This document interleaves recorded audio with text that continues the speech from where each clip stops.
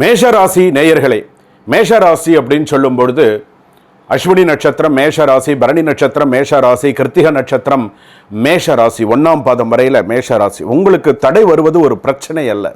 இந்த நேரத்தில் என்ன முடிவு எடுக்கணும் அப்படின்ற நேரத்தில் ஒரு தடுமாற்றம் வருது. சில முடிவுகள் கரெக்டாக எடுக்கிறீங்க, சில முடிவுகள் தவறான முடிவுகளாக போயிடுறது. ஐயோ, நான் இந்த முடிவு எடுக்காமல் இருந்திருந்தேனே இன்றைக்கி நான் நல்லா இருந்திருப்பேனே, இன்றைக்கி இந்த மாதிரி நான் இது பண்ணியிருந்தேனே நல்லா இருந்திருப்பேனே அப்படின்ற ஒரு விஷயம் வருது. அப்படி இருக்கக்கூடிய நேரத்தில் உங்களுக்கு நான் சொல்லக்கூடிய ஒரு விஷயம் என்ன தெரியுமா? அதாவது உங்களுக்கு வாழ்க்கையில் நீங்கள் பல வெற்றிகள் வரணுமா, பல விஷயங்கள் உங்களுக்கு வரணுமா, வாழ்க்கையில் நீங்கள் சில விஷயங்கள் கற்றுக்கணும், சில விஷயங்கள் நீங்கள் தெரிஞ்சுக்கணும். வாழ்க்கையில் இனிமேல் நான் இதை செய்ய மாட்டேன் அப்படின்னு நீங்கள் ஒரு உறுதி எடுத்துக்கணும். சுவாமிகிட்ட ஒரு உறுதி எடுத்துக்கணும், கண்டிப்பாக எடுத்துக்கணும். இப்போ நீங்கள் உங்கள் வாழ்க்கையில் நீங்கள் வெற்றி பெறுவதற்கு நீங்கள் என்ன தெரியுமா செய்யணும்?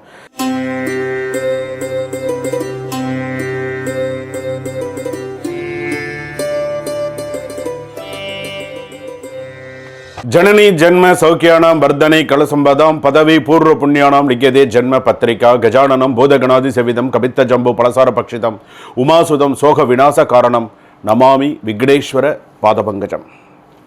ஆதித்யாயச்ச சோமாய மங்களாய புதாயச்ச குரு சுக்கிர சனிபியஸ்ச ராகவே கேதவே நமஹா. நவகோள்களின் துணை கொண்டு மாதா பிதா குரு ஆசீர்வாதத்துடன் உலகெங்கும் வாழக்கூடிய நேயர்கள் அனைவருக்கும் வணக்கம்.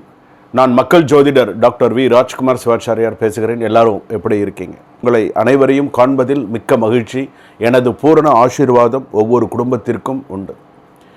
இன்றைய தினம் நாம் பார்க்கக்கூடியது வாழ்வில் வெற்றி பெற.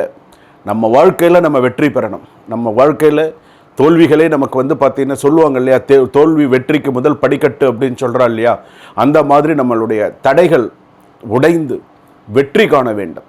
அந்த வெற்றிக்கு அடிப்படை என்ன அப்படிங்கிறத நம்ம 12 ராசிக்கும் நம்ம பார்க்க போகிறோம். நான் இப்போ ஒரு ராசிக்கும் ஒரு விஷயம் இருக்குது. வாழ்வில் வெற்றி பெற 12 ராசிக்கு நம்ம தெய்வ வழிபாடு அப்படிங்கிறது நம்ம யூஸ்வலாக நம்ம பண்ணுறது. அந்த தெய்வ வழிபாடுக்கு அடுத்ததாக விரதம் அப்படின்னு சொல்லக்கூடியது. இந்த விரதம் ரொம்ப மிக மிக முக்கியமானது. சில பேர் சொல்லுவாங்க விரதம் இருக்கிறதெல்லாம் நான் இப்படி இருக்க விரதம் இருக்கேன், நான் அப்படி விரதம் இருக்கேன்லாம் சொல்கிறாங்க. ஆனால் அந்த விரதம் இருக்கிறதுலையே நிறைய விஷயங்கள் இருக்குது. இப்போது நீ ஒரு விரதம் இருக்க அப்படின்னு வச்சுக்கோங்களேன், முருகப்பெருமானுக்கு நீ விரதம் இருக்க, அல்லது ஒரு அம்பாளுக்கு விரதம் இருக்குது, சிவபெருமானுக்கு விரதம் இருக்குது, சிவராத்திரிக்கு விரதம் இருக்குது, ஏதோ ஒரு விஷயம் விரதம் அப்படின்ற ஒரு வார்த்தை அப்படின்னு வந்துடுத்து அப்படின்னு சொன்னாலே, நீ விரதமாக இருக்கும்போது கோவப்படுற, விரதமாக இருக்கும்போது கெட்ட வார்த்தைகள் பேசுகிற, விரதமாக இருக்கும் பொழுது ஏதோ சில விஷயங்கள் அதுக்கு இது இல்லை.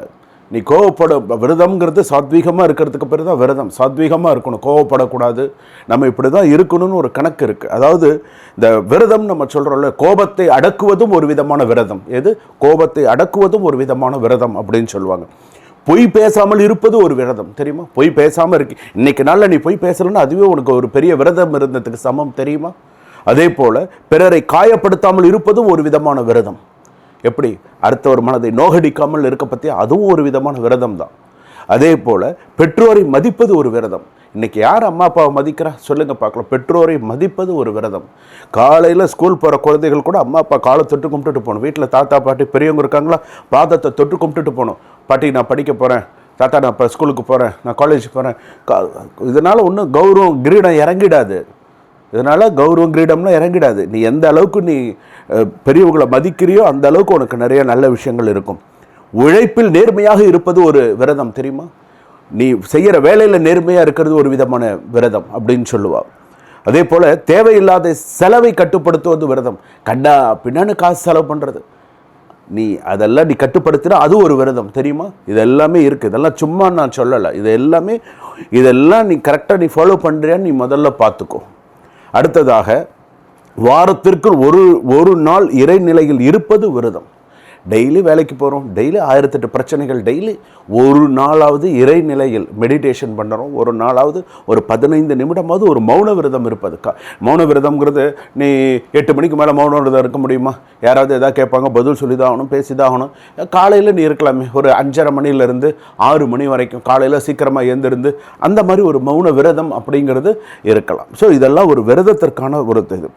பசித்தவருக்கு உணவு கொடுப்பதும் ஒரு விதமான தர்மம் அப்படின்னு சொல்கிறது. பசித்தவருக்கு உணவு கொடுக்கறது ஒரு விதமான தர்மம் அப்படின்னு சொல்லி. அப்போது இதெல்லாம் இருக்கிறதுனால நம்ம எப்படி இருக்கணும், இந்த விரதம் இருக்கிறது, தெய்வ வழிபாடு செய்கிறதெல்லாம் மிக முக்கியமானது. வாங்க வீடியோக்குள்ளே போவோம், கடைசி வரைக்கும் ஸ்கிப் பண்ணாமல் பாருங்கள். உங்களுக்கு ஏதாவது டவுட்ஸ் இருந்ததுன்னா உடனே இமீடியட்டாக ஒரு அப்பாயின்மெண்ட் ஃபிக்ஸ் பண்ணி உடனே உங்களுடைய சுய ஜாதகத்தையும் ஒரு முறை பார்த்து கொள்ளுங்கள். வாழ்க வளமுடன், இன்பமே சூழ்க, எல்லோரும் வாழ்க. மேஷராசி நேயர்களே, மேஷராசி அப்படின்னு சொல்லும் பொழுது அஸ்வினி நட்சத்திரம் மேஷராசி, பரணி நட்சத்திரம் மேஷராசி, கிருத்திக நட்சத்திரம் மேஷராசி, 1ஆம் பாதம் வரையில் மேஷராசி. உங்களுக்கு தடை வருவது ஒரு பிரச்சனை அல்ல, தடை வருவது ஒரு பிரச்சனை இல்லை. எதாக இருந்தாலும் என்னால் சமாளிக்க முடியும் அப்படிங்கிற ஒரு குணம் உங்ககிட்ட இருக்குது. ஆனால் லைஃப்பில் சில முடிவுகள் எடுக்கிறீங்க பார்த்தீங்களா, அங்கே தான் நீங்கள் சில நேரத்தில் தோற்று போயிடுறீங்க. எந்த நேரத்தில் என்ன முடிவு எடுக்கணும் அப்படின்ற நேரத்தில் ஒரு தடுமாற்றம் வருது. சில முடிவுகள் கரெக்டாக எடுக்கிறீங்க, சில முடிவுகள் தவறான முடிவுகளாக போயிடுறது. ஐயோ, நான் இந்த முடிவு எடுக்காமல் இருந்திருந்தானே இன்றைக்கி நான் நல்லா இருந்திருப்பேனே, இன்றைக்கி இந்த மாதிரி நான் இது பண்ணியிருந்தேனே நல்லா இருந்திருப்பேனே அப்படின்ற ஒரு விஷயம் வருது.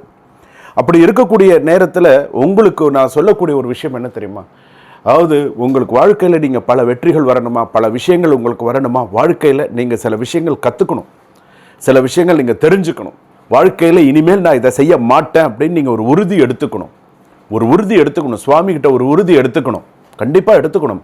மேஷராசிக்காரர்கள் கண்டிப்பாக ஒரு உறுதி எடுத்துக்கணும். நீங்கள்லாம் முருகப்பெருமானுடைய பூரண அருள் பெற்றவர்கள்.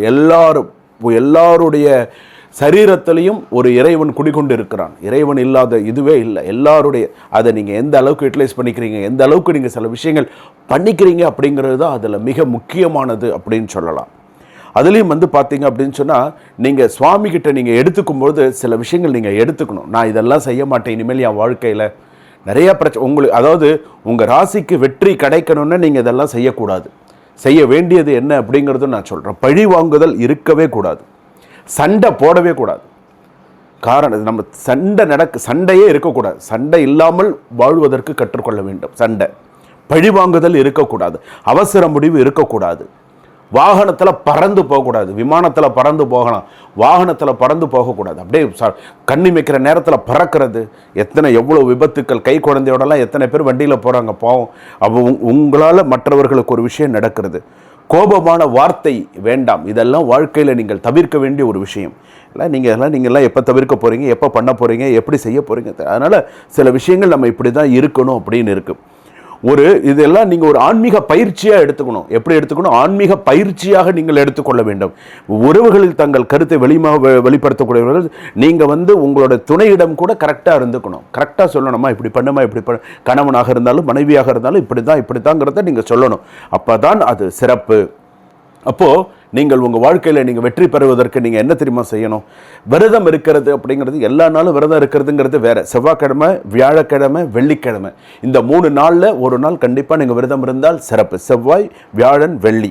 நீங்கள் சொல்லக்கூடிய மந்திரம் ஓம் சிவ சண்முகாய சகல கஷ்டம் நிவாரணாய ஸ்ரீ சுப்பிரமணிய நமோஸ்துதே.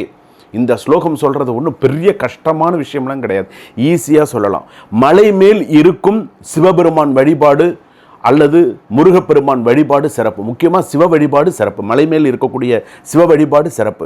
வழிபாடு என்ன செய்யணும்? 5 தீபம் ஏற்றி வழிபாடு செய்ய வேணும். முருகன் பெருமான் நீங்கள் கீழே இருந்தாலும் பிரச்சனை இல்லை, மலை மேலே இருந்தாலும் பிரச்சனை இல்லை. ஆனால் சிவ வழிபாடு நிச்சயமாக, மலை மேல் இருக்கக்கூடிய சிவ வழிபாடு நிச்சயம் நீங்கள் செய்தால் உங்கள் வாழ்க்கைக்கு மிகப்பெரிய ஒரு வெற்றி கிடைக்கும் என்பதில் சிறு துளி கூட ஐயமில்லை. அப்போ நான் சொல்லிக் கொடுத்த இந்த ஸ்லோகத்தையும் நீங்கள் சேர்த்து அந்த இடத்துல எந்த ஒரு ஸ்லோகமாக இருந்தாலும் 33 தடவை சொல்லணும், இல்லைன்னா 333 தடவை சொல்லணும். அதுதான் பலன்.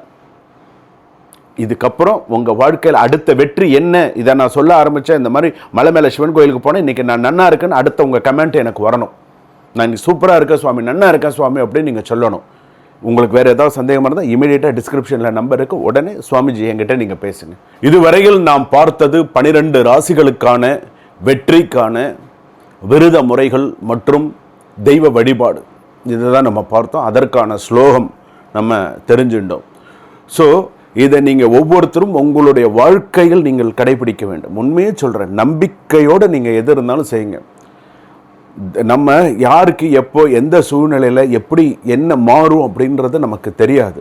அப்படி இருக்கும்பொழுது நம்ம சொல்லக்கூடிய ஒவ்வொரு வார்த்தையும் செய்யக்கூடிய ஒவ்வொரு விஷயமும் நம்பிக்கை, எதையுமே நீ நம்பிக்கை இல்லாமல் செஞ்ச அப்படின்னு சொன்னால் அது சரியாக வராது, நிவர்த்தி பெறாது, சரியாக வராது. ஒரு விஷயத்தை முழு நம்பிக்கையோடு, இப்போது ஒருத்தர் சபரிமலைக்கு போகிறாங்கன்னா எப்படி போகிறாங்க?